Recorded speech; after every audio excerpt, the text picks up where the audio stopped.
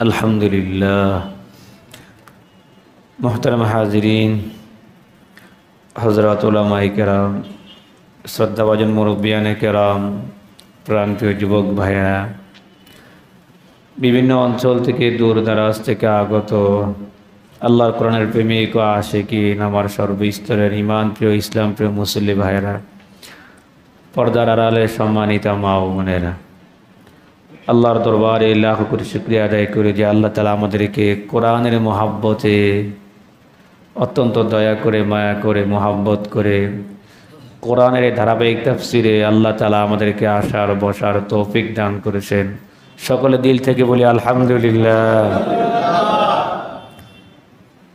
মোহতারাম হাজিরিন, আমি আপনাদের সামনে ধারাবাহিক তাফসিরে কোরআনে কারীমের সূরা বাকারা থেকে একটি আয়াত তেলাওয়াত করেছি, আয়াত নম্বর 240। আমি গত তাফসিরে আপনাদের সামনে এর আগের আয়াত থেকে আমি আলোচনা করেছিলাম। গত তাফসিরও বলেছিলাম, অসুস্থ শরীর নিয়ে আপনাদের সামনে কোরআন থেকে আলোচনা করেছিলাম। আমার হাতে এটা ইনফেকশন হয়েছিল, যার কারণে এটা অপারেশন করা লাগছিল। জুমার দিন শুধু বয়ান আর খুতবা দেওয়ার সুযোগ হয়েছে, কিন্তু নামাজ পড়াতে সাহস করতে পারি নাই বা সম্ভব হয় নাই।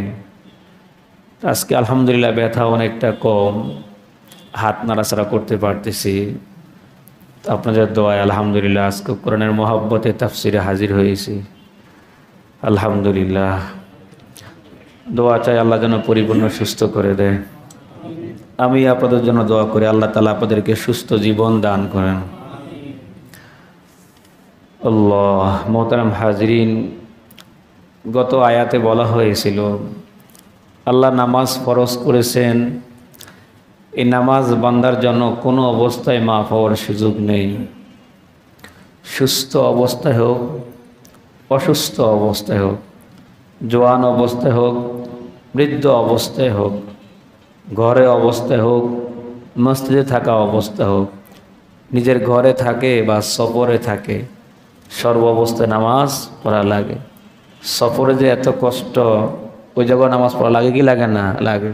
নামাজ 2 রাকাত করা হয়েছে, কসর করা হয়েছে। যদি আপনি অসুস্থ হন তাও নামাজ পড়তে হবে। আপনার সাধ্য যেভাবে ওভাবে আল্লাহ সহজ করে দিয়েছেন, সুবহানাল্লাহ। আপনি দাঁড়িয়ে পড়তে পারেন না, বসে নামাজ পড়েন, আল্লাহ সুযোগ করে দিয়েছে। বসে পড়তে পারেন না, তা আপনি শুয়ে নামাজ পড়েন, তাও আল্লাহ সুযোগ করে দিয়েছে, সুবহানাল্লাহ। আমি গত তাফসিরেও বলেছিলাম, এখন এমন কিছু রোগ বের হয়েছে, হাদিসের ভাষায় তো দাঁড়িয়ে পড়তে না পারলে বসে পড়বে, কিন্তু কেউ কেউ আমরা তো চেয়ারে নামাজ পড়ি। চেয়ারে নামাজ পড়া বিষয়টা একটু ভালো করে বুঝে নেবেন। দাঁড়াতে না পারলে জমিনে বসে। জমিনে কিভাবে বসবে? আপনি যেমনি আপনার সহজ হয়, আসন দিয়ে হোক, 2 পাও দিয়ে হোক, পাও ছড়িয়ে হোক, যেভাবে আপনার সুবিধা হয় আল্লাহ নামাজ পড়ার সুযোগ করে দিয়েছেন, সুবহানাল্লাহ। কিন্তু যদি আপনার রোগটা এমন হয় জমিনে আপনি বসতে পারেন না, দাঁড়াতেও পারেন না, চেয়ারে বসলে করা যায়, যদি এরকম হয় সর্বশেষ চেয়ারে বসার সুযোগ আছে। দাঁড়াতে না পারলে, জমিনে বসতে না পারলে তখন গিয়ে কি চেয়ার। ডাক্তাররা অনেক সময় বলে দেয়, হ্যাঁ আপনার চেয়ারে নামাজ পড়েন, চেয়ারে নামাজ পড়েন। ডাক্তারকে বলবেন, ভাই জমিনে বসলে আমার কোনো ক্ষতি হবে কি না? যদি বলে যে না ক্ষতি হবে, সেটা ভিন্ন কথা। যদি ক্ষতি হয়, যদি ক্ষতি না হয়, আপনি জমিনে বসে নামাজ পড়েন। কথাটা কি বুঝতে পেরেছেন ভাই? কোনো কোনো মসজিদে দেখা যায়, ইয়া আল্লাহ, চেয়ার আর চেয়ার, চেয়ার আর চেয়ার। আপনি সমস্ত কাজ করেন বাইরে স্বাভাবিক অবস্থায়, তখন আপনার চেয়ারের প্রয়োজন হয় না। আল্লাহর ঘর মসজিদে আসেন, ওখানে আপনি চেয়ারে বসে যান। এটা কি বেয়াদবি নয়? হ্যাঁ, ওজোর থাকলে সে ঠিক আছে, ভুল বুঝবেন না ভাই। যার রোগ আছে তার জন্য কি আছে? সুযোগ আছে, আল্লাহ ছাড় দিয়েছে। আমার বক্তব্য তাদের জন্য যাদের সমস্যা না, সব কাজ আরামে করতে পারে, দোকানে বসে থাকতে পারে, দাওয়াত খাইতে যায় বসে খাইতে পারে, অন্য সব জায়গায় আড্ডাবাজি করতে পারে, ওখানে চেয়ারের প্রয়োজন হয় না। আল্লাহর ঘরে 10 মিনিট 5 মিনিট নামাজ পড়ো, ওই জায়গায় চেয়ার টান দিয়ে চেয়ারে বসে পড়া শুরু করে। এমন লোক আছে না ভাই? আছে। ওনাদেরকে বুঝিয়ে দেবেন ভাই, এটা তো উচিত নয় ভাই। আমি তো আমার আল্লাহর সামনে দাঁড়িয়েছি। আমরা দাঁড়াই কার সামনে ভাই? আল্লাহ। ধরুন আপনি ছাত্র, যিনি আপনার শিক্ষক, আপনার সামনে কি চেয়ারে বসতে পারবেন ভাই? একটা বেয়াদবি মনে করা হয়।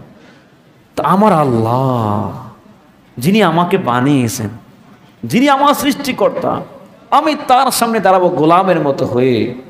যদি আমি সেখানে চেয়ারে বসে চলে, এটা কি আর গোলামি রইল ভাই? তো মালিকের ভাব দেখানো হইলো এটা। আল্লাহ আমাদেরকে হিফাজত করুক, আল্লাহ আমাদের বুঝার তৌফিক দান করুন। আজকের আয়াত শুরু হয়েছে, এই আয়াতে আল্লাহ তাআলা বুঝাতে চান ইসলাম আসার আগে নারীদের মৃত্যুর পরে স্বামীর সম্পদ থেকে দেওয়া হতো না। আমরা যেমন আলহামদুলিল্লাহ ইসলাম আসার পর একজন মেয়ে তার বাবার থেকে সম্পত্তি পায় মেয়ে হিসাবে, আবার ছেলের থেকে সম্পত্তি পায় মা হিসাবে, আবার ভাইয়ের থেকে সম্পত্তি পায় বোন হিসাবে, স্বামী থেকে সম্পত্তি পায় স্ত্রী হিসাবে। পায় কি পায় না? পায়। ইসলাম দিয়েছে এটা। হিন্দু ধর্মে দেখেন, তারা তো স্বামী মারা গেলে তারা সম্পত্তি পায় না। 1 2 নম্বর হলো যে মেয়ে বাবার থেকে সম্পত্তি পায় না। আমাকে কালকে এক মুসল্লি ভাই বলছিলেন, গতকাল, হুজুর আমাদের এটা কাজ করে এক হিন্দু ভাই, তিনি বললেন যে আমাদের না আপনাদের ইসলাম ধর্ম খুব ভালো লাগে কয়েকটা কারণে। উনি 2টা কারণ উল্লেখ করেছে।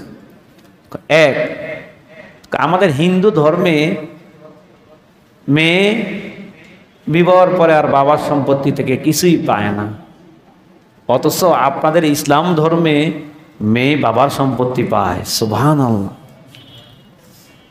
চিন্তা করে দেখেন তো, যে মেয়ে হিন্দু ধর্মে যদি তার বিবাহ হওয়ার পর যদি বিবাহ বিচ্ছেদ হয়ে যায়, স্বামীর থেকেও পেল না, বাবাও দিল না, এই মেয়ের উপায় হবে কি? অথচ ইসলাম মেয়েকে কত সম্মান দিয়েছে, কতভাবে সম্পত্তি দিয়েছে। তারপরও কিছু নারী বিদ্বেষী, নারীবাদী নামে কিছু কুলাঙ্গার নারীরা, কিছু নাস্তিক মার্কা লোক ইসলামের নারী অধিকার নিয়ে কথা তোলে। ঠিক কিনা বলেন? হিন্দু ধর্মের দিকে তাকান, ইসলাম নারীকে কত সম্মান দিয়েছে, কত সৌন্দর্য দিয়েছে, কত অধিকার দিয়েছে। নারীদের কোনো অধিকার ছিল না, ইসলাম নারীকে অধিকার দিয়েছে। শুধু অধিকার নাই, কত সুন্দর সম্মান দিয়েছে। আল্লাহ তাআলা আমাদের বুঝার তৌফিক দান করুন। তো মুসল্লি ভাই বললেন যে হিন্দু বলল যে আপনাদের মুসলমান ধর্মের আমার 2টা জিনিস ভালো লাগে। একটা বলল যে মেয়েরা বাবার সম্পত্তি পায়, আর হিন্দু ধর্মে মেয়েরা বাবার সম্পত্তি পায় না। আরেকটা বলল যে ভাই আপনারা যখন ঈদ করেন তখন আপনারা গরিব ধনী সবাইকে নিয়ে খুশি করার সুযোগ হয়। ধনী গরিবকে ফিতরা দেয় কি দেয় না? দেয়। যাকাত দেয় কি দেয় না? যাকাতের টাকা দিয়ে, ফিতরার টাকা দিয়ে গরিবও আনন্দ করতে পারে, সময় খাইতে পারে, নতুন পোশাক পরিধান করে নিজের সন্তানকে আনন্দ করতে পারে কি পারে না? পারে। হিন্দু বলল যে ভাই আমাদের ধর্মে যখন পূজা হয়, কই ধনীরা গরিবকে এরকম কোনো দেওয়ার কোনো অপশন নাই। হ্যাঁ, ইসলাম, আল্লাহু আকবার, আমরা এমন ধর্ম পেয়েছি। সকলে বলি আলহামদুলিল্লাহ। তাহলে ইসলামের আগে নারীদের কোনো অধিকার ছিল না। নারী তার স্বামীর মৃত্যুর পরে তার কোনো সম্পত্তি পাইত না। সেই জন্য যখন মনে করা হবে, মেরাজের আয়াত নাজিল হওয়ার আগের এই কথা যে আল্লাহ বলেন ওয়াল্লাযীনা ইউতাওয়াফাউনা মিনকুম ওয়া ইয়াযারুনা আজওয়াজা, এই সমস্ত পুরুষরা মারা যায় স্ত্রী রেখে, তখন স্ত্রী সম্পদ পাবে কি পাবে না? মাসালা কি? সম্পত্তি পাবে। কিন্তু এই আয়াত আগের কথা, যখন সম্পত্তি পাইতো না তো আল্লাহ বলেন স্বামী যেন তার ওয়ারিসদেরকে ওসিয়ত করে যায়, ওয়াসিয়াতাল লিআজওয়াজিহিম, স্বামী যেন ওসিয়ত করে যায় স্ত্রীদের জন্য। কি ওসিয়ত করবে? মাতাআন ইলাল হাউল, 1 বছর পর্যন্ত স্ত্রীকে ভরণ পোষণ দেওয়ার, থাকার ভরণ পোষণ দেওয়ার। এটা কখন? মিরাসের আয়াত নাজিল হওয়ার আগে, মানে স্ত্রীও সম্পত্তি পাবে এই আয়াত নাজিল হওয়ার আগের কথা এটা।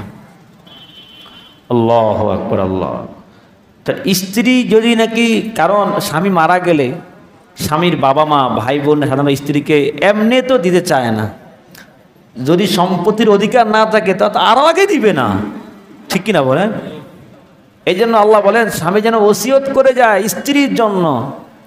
আল্লাহু আকবার। কোরআন পড়েন, কোরআন বুঝেন, কোরআন নারীদেরকে কতটা অধিকার দিয়েছে, কতটা সম্মান দিয়েছে, কতটা ইজ্জত দিয়েছে। আল্লাহু আকবার। আল্লাহ বলেন ওসিয়ত করে যাও স্ত্রীর জন্য, গায়রা ইখরাজ, তাদেরকে বের করা যাবে না। স্বামী মারা যাওয়ার পর স্ত্রী ইদ্যত পালন করবে কোথায়? স্বামীর ঘরে। যদি স্বামী মারা যায় স্ত্রী কি করবে? ইদ্যত পালন করবে কোথায়? স্বামীর ঘরে। এখন আমাদের সমাজে কোথাও দেখা যায় স্বামী মারা যাওয়ার পর স্ত্রী বাবারে চলে যায় না। যদি স্বামীর বাড়িতে স্ত্রীর জান মাল সম্মানের কোনো ক্ষতি না হয়, জানের নিরাপত্তা আছে, মালের নিরাপত্তা আছে, সম্মানের নিরাপত্তা আছে, তাহলে স্ত্রীকে স্বামীর বাড়িতে কি করতে হবে? ইদ্যত পালন করতে হবে। যদি স্ত্রী বিনা কারণে স্বামীর ঘর ছেড়ে নিজের বাবার বাড়ি চলে যায় ইদ্যত পালন করে, তাহলে স্ত্রী গুনাহগার হবে। গায়রা ইখরাজ, বের করা যাবে না। ফাইন খরাজনা ফালা জুনা আলাইকুম ফিমা ফাআলনা ফি আনফুসিহিন্না মিন মারুফ। আল্লাহ বলেন যদি স্ত্রীরা ইদ্যত পালন করার পর স্বেচ্ছায় বের হয়ে যায় তাহলে কোনো গুনাহ হবে না এটা। এখন আমরা আসি, স্বামী মারা যাওয়ার পর স্ত্রী ইদ্যত পালন করবে কয়দিন? বলেন কয়দিন? 4 মাস 10 দিন। কয়দিন বলেন? 4 মাস 10 দিন। যদি তালাক হয় তখনও স্ত্রী ইদ্যত পালন করতে হয়। কিভাবে পালন করতে হয়? যদি গর্ভবতী হয় তো বাচ্চা প্রসব করা পর্যন্ত ইদ্যত পালন করতে হয়। যদি গর্ভবতী না হয় তখন দেখতে হবে সে যুবতী না বৃদ্ধা। যদি বৃদ্ধা হয়, যখন তার মিন্স হয় না তখন তাকে 3 মাস ইদ্যত পালন করতে হয়। আর যদি সে যুবতী হয়, যখন তার মাসিক হয় তখন তাকে 3 মাসিক ইদ্যত কী করতে হবে? পালন করতে হবে, ইদ্যতের নিয়ম। আর যদি স্বামী মারা যায় তখন তাকে 4 মাস 10 দিন ইদ্যত পালন করতে হবে। রাসূল বলেন, সহিহ বুখারীর হাদিস, লা ইয়াহিল্লু লিমরাআতিন তুমিনু বিল্লাহি ওয়াল ইয়াউমিল আখির আন তুহিদ্দা আলা মাইয়িতিন ফাওকা সালাস।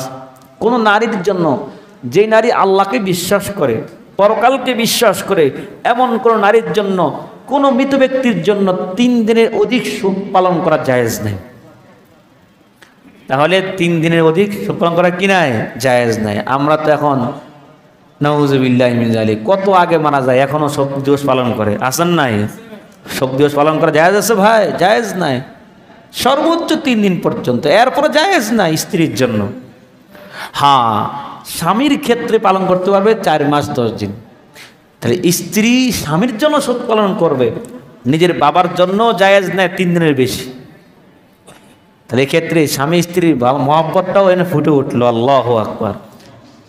স্ত্রী স্বামীর জন্য সে 4 মাস 10 দিন শোক পালন করবে, সে তার অর্ধাঙ্গিনী, তার একটা অর্ধেকটা হারিয়ে ফেলেছে। বাবা মা মারা গেলেও কিন্তু কি না 4 মাস 10 দিন না, কয়দিন ভাই? সর্বোচ্চ 3 দিন। সর্বোচ্চ কয়দিন? 3 দিন। এই জন্য দাদা মারা গিয়েছে, নানা মারা গিয়েছে, বাবা মারা গিয়েছে, মা মারা গিয়েছে, শোক দিবস পালন করা যাবে না। কোনো নেতার শোক দিবস, কোনো নেত্রীর শোক দিবস, কোনো পীরের শোক দিবস, কোনো আলেমের শোক দিবস না, পালন করা যাবে না। সর্বোচ্চ 3 দিন পর্যন্ত, এরপর করা যাবে না। আল্লাহ তাআলা আমাদের বুঝার তৌফিক দান করুন। তাহলে হাদিস দ্বারা বুঝতে পারলাম, কোরআনে কারীমও আছে কয়দিন? 4 আশুরি ও 10, 4 মাস 10 দিন। এই 4 মাস 10 দিন নারীরা ইদ্যত পালন করবে স্বামীর মৃত্যুবরণ করার পর। প্রশ্ন আসতে পারে এখন, হুজুর স্বামী মারা গেলে স্ত্রী যে 4 মাস 10 দিন স্বামীর বাড়িতে থাকবে, তখন স্ত্রীর খরচ দিবে কে?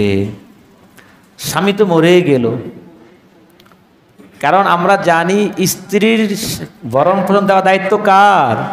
বলেন কার? স্বামীর। স্বামী তো বেচারা মারা গেল, এখন স্ত্রীকে ভরণ পোষণ দিবে কে? শ্বশুর দিবে? শাশুড়ি দিবে? না, স্বামী তো মরে গেছে, তার দায়িত্ব না, শ্বশুরের দায়িত্ব না, শাশুড়ির দায়িত্ব না। তাহলে বিবি কোথায় খাবে, কি করবে? প্রশ্ন হয় কি হয় না? হয়। হ্যাঁ, আর জবাব আছে। স্ত্রী মারা যাওয়ার সঙ্গে সঙ্গে স্ত্রী স্বামীর থেকে একটা অংশ পেয়ে যাবে। সুবহানাল্লাহ।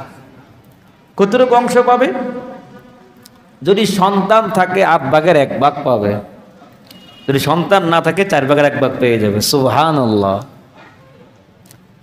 সন্তান নাই, তাহলে স্বামীর যে সম্পদ আছে, মনে করেন 4 লাখ টাকা স্বামীর সম্পদ আছে, 1 লাখ টাকা স্ত্রী পেয়ে যাবে, সেও 1 লাখ টাকা দিয়ে কী করবে? নিজের ভরণ পোষণ সে গ্রহণ করবে। অথবা স্বামীর 4 কোটি টাকা আছে, 1 কোটি টাকা কে পেয়ে যাবে?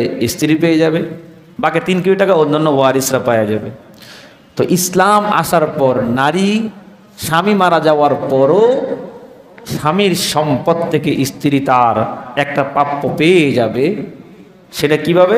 সন্তান থাকলে 8 ভাগের 1 ভাগ, সন্তান না থাকলে 4 ভাগের 1 ভাগ। সুবহানাল্লাহ। আল্লাহ তাআলা আমাদের বুঝার তৌফিক দান করুন। তার মানে বোঝা গেল ইদ্যত পালন করা 4 মাস 10 দিন ইদ্যত পালন করা কোথায়? স্বামীর বাড়িতে। এই সময় স্ত্রীকে বের করে দেওয়ার সুযোগ নাই।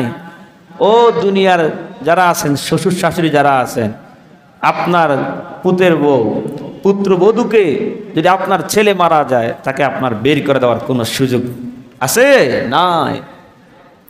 হ্যাঁ, যদি স্ত্রী স্বেচ্ছায় বের হয়ে যায় নিরাপত্তার খাতিরে, তাহলে তখন কি হবে না? গুনাহ হবে না। আল্লাহ বলেন ওয়াল্লাহু আজিজুন হাকিম, আল্লাহ তাআলা প্রজ্ঞাময়, পরাক্রমশালী। এরপর আয়াতে আল্লাহ বলেন ওয়ালিল মুতাল্লাকাতি মাতাউম বিল মারুফ, যে কোনো নারীকে যদি তালাক দেওয়া হয়, তালাক হওয়ার পর যেন সম্পর্কটা যেন স্বাভাবিক থাকে, যেন সংঘাত না হয়, আল্লাহ একটা সুন্দর সিস্টেম বাতলিয়ে দিয়েছেন। সুবহানাল্লাহ। স্ত্রীকে তালাক দেওয়ার পর দুই পরিবারের সাথে সম্পর্কটা কেমন থাকে ভাই? খারাপ হয় না ভালো হয়? খারাপ হয় না ভালো হয়? খারাপ।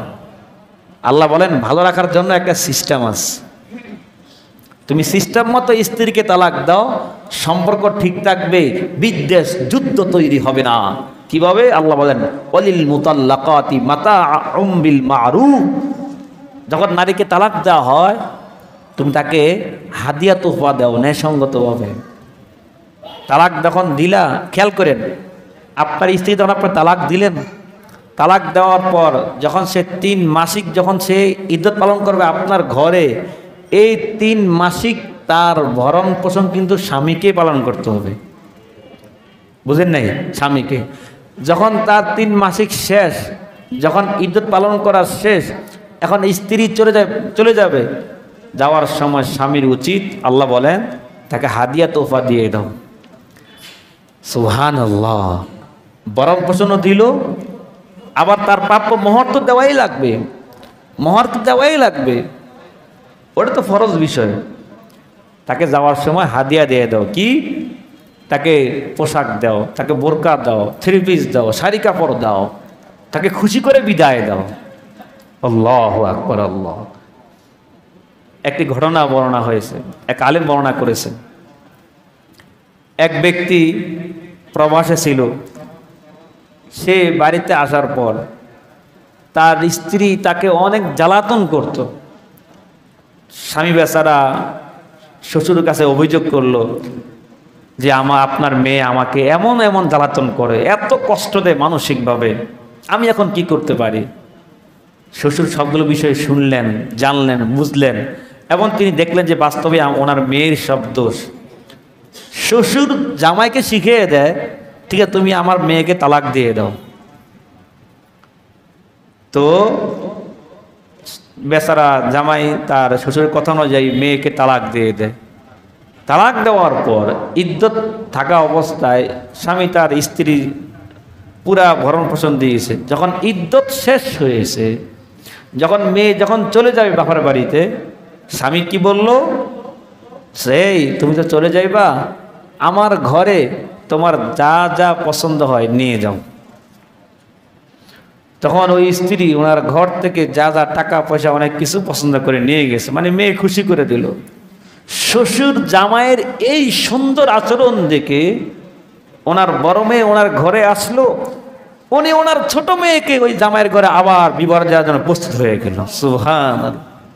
সুন্দর ব্যবহার করলে কি হয় দেখছ, ইসলাম এই শিক্ষা দিচ্ছে যে নারীকে যখন তালাক দিয়ে দাও, বিচ্ছেদ হতেই পারে, যেন বিচ্ছেদ হওয়াটা যেন ন্যায়সঙ্গত হয়, যেন উভয়ের মাঝে যেন সন্তুষ্ট চিত্তে হয়, অন্তত যেন যুদ্ধ না জড়ায়, যেন সংঘাত না যায়, এই ব্যবস্থা করে দাও। আল্লাহ আমাদের বুঝার তৌফিক দান করুন। হাক্কান আলাল মুত্তাকিন, আল্লাহ যেটা মুত্তাকিনদের একটা অবধারিত বিষয়। এটা এই যে নারীকে হাদিয়া দেওয়া, এটা কখনো ওয়াজিব কখনো মুস্তাহাব। যেই নারী বিবাহ হলো, মহৎ ধার্য হলো না, স্বামী স্ত্রী মিলেমিশা হলো না, সাক্ষাতে হয় না, শুধু বিবাহ হয়েছে, মহৎ ধার্য হয় না, যদি নারীকে তালাক দিয়ে দেয়, তাকেও পর্যন্ত তোহফা দেওয়া আবশ্যক হয়ে যায়। এটা নারীর সম্মান। সুবহানাল্লাহ। কোরআন নারীকে কত সম্মান দিয়েছে। আল্লাহু আকবার। আল্লাহ বলেন, কাযালিকা ইউবাইয়িনুল্লাহু লাকুম আয়াতিহি লাআল্লাকুম তাকিলুন। এমনিভাবে আল্লাহ তাআলা তোমাদের জন্য নিদর্শনগুলো বয়ান করে তারে তোমরা বুঝতে পারো। আল্লাহ সব নিদর্শন বয়ান করে, আমাদের বুঝে আসে না ভাই। আল্লাহর প্রতিটা নিদর্শন আমাদের জন্য উপকারী না ক্ষতিকর বলেন? উপকারী। আল্লাহর প্রতিটা বিধান আমার আপনার জন্য উপকারী। জিহাদ আমার আপনার জন্য উপকারী, কিন্তু জিহাদের নাম শুনলেই অনেকের চুলকানি শুরু হয়ে যায়, ঠিক না ভাই?